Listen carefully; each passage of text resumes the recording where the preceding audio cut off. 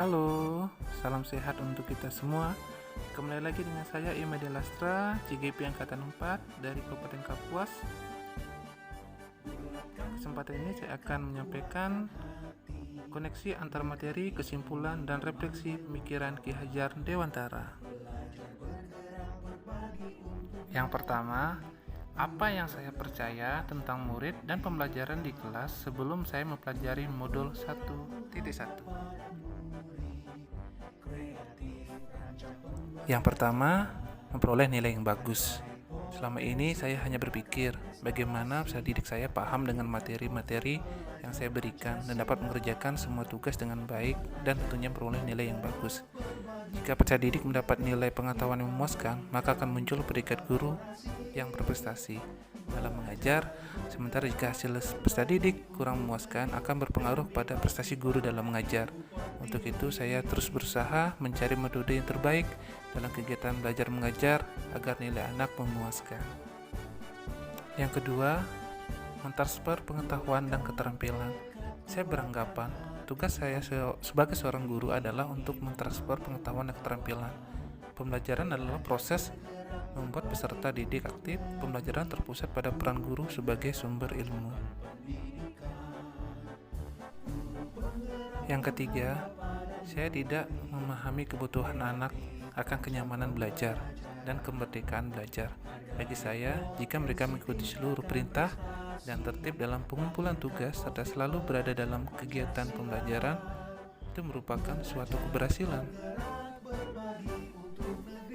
Dan yang keempat, saya percaya bahwa pendidikan dan pembelajaran menggunakan pendekatan pemberian materi, tugas, dan sanksi merupakan metode yang efektif untuk mendisiplinkan anak dan membiasakan anak untuk bertanggung jawab atas perbuatannya. Selanjutnya yang kelima, saya juga sering mengeluh karena ada sebagian anak yang tidak mengumpulkan tugas, sulit diatur, dan tidak dapat menyelesaikan tugas tepat waktu. Ya, walaupun soal-soal atau tugas itu sangat mudah dan materinya sudah saya jelaskan sebelumnya.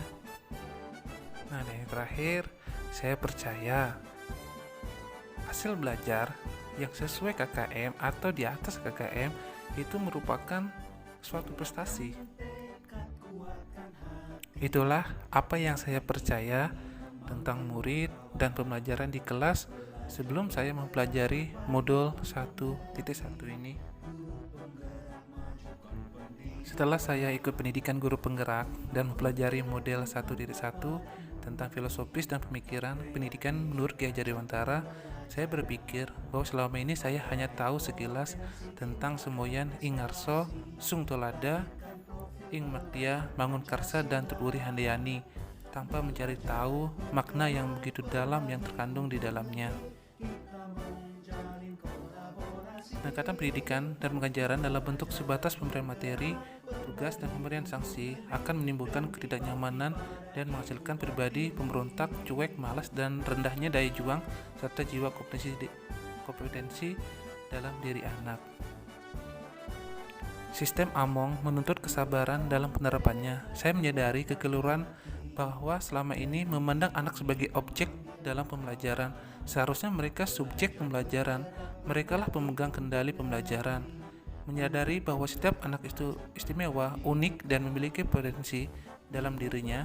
Dari sini yang berubah dari saya ialah yang pertama, saya mulai membenahi mindset saya mulai dari diri sendiri. Dengan begitu saya berusaha memberikan teladan yang baik dari cara bersikap dan tutur kata, bahwasanya seorang anak mengamati perilaku kita dan menirunya. Oleh sebab itu saya harus memiliki karakter yang positif agar anak sebagai peniru lebih berkarakter positif. Selanjutnya, saya mencoba menggali kodrat dan minat bakat anak, menyadari bahwa setiap anak itu adalah unik dengan segala kelebihan dan kekurangan yang mereka miliki, mulai belajar menuntun, mengarahkan, dan membimbing mereka sesuai kodrat mereka. Tidak menjadikan KKM sebagai satu-satunya dasar pedoman berprestasi, melainkan bangun segala sesuatu yang mereka miliki. Yang ketiga, memberikan kebebasan bagi peserta didik, seperti memberi kesempatan pada peserta didik untuk berbicara, dan mengungkapkan perasaan serta ide-ide peserta didik. Dengan begitu, kita sebagai pendidik bisa menuntun mereka kepada tujuan pembelajaran sesuai kemauan mereka, yang tentunya kemauan yang menumbuhkan sifat karakter positif pada anak. Selanjutnya saya rubah, yaitu berusaha menjadi guru, bapak, teman, sahabat, dan fasilitator yang baik bagi mereka, sehingga muncul keterikatan emosional yang kuat, dan ini lebih memudahkan menuntun mereka sesuai dengan kodrat mereka.